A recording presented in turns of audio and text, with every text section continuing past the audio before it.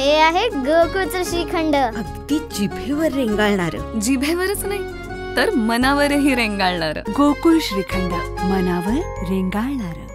खरं म्हणजे मनोज जरांगे पाटील मागच्या वेळेस देखील त्यांनी मराठा समाजासाठी जे आंदोलन केलं होतं हे सर्वश्रुत आहे. आणि त्यावेळेस मी मुख्यमंत्री होतो आणि त्यावेळेस देखील आम्ही एक सामाजिक बांधिलकी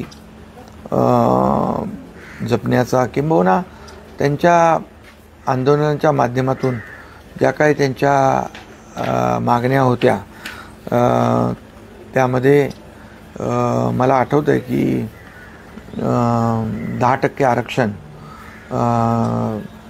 आमच्या सरकारने दिलं. मी देवेंद्रजी, अजितदादा आणि आमचं मंत्रिमंडळ यांनी ठरवलं आणि अतिशय एका महिन्यामध्ये एक मागासवर्ग आयोग स्थापन करून सुक्रे आयोग जस्टिस सुक्रे साहेबांचा आयोग स्थापन करून मला वाटतं आतापर्यंतच्या इतिहासामध्ये सगळ्यात मोठा सर्वे 2,58,00,000 हाऊसहोल्डचा सर्वे केला. जवळपास 4-4.5 लाख लोक काम करत होते.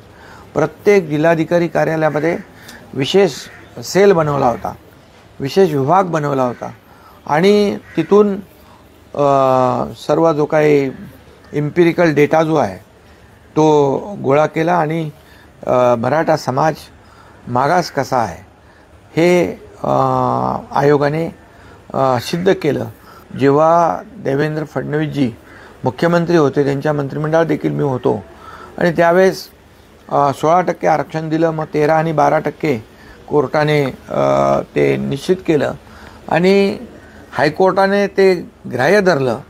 हायकोर्टामध्ये आम्ही टिकवलं, परंतु दुर्दैवाने सुप्रीम कोर्टामध्ये महाविकास आघाडीचं सरकार असताना त्यावेळेस जे काही पुरावे सुप्रीम कोर्टात द्यायला पाहिजे होते, ॲनेक्स्चर असेल, त्याचबरोबर आयोगाचा अहवाल असेल, त्याचबरोबर अनेक जे हजारो कागदपत्र देणं जे सुप्रीम कोर्टाला जे काही पुरावे आवश्यक होते त्यामध्ये तत्कालीन महाविकास आघाडी सरकारला अपयश आलं आणि ते सुप्रीम कोर्टाने रद्दबातल केलं.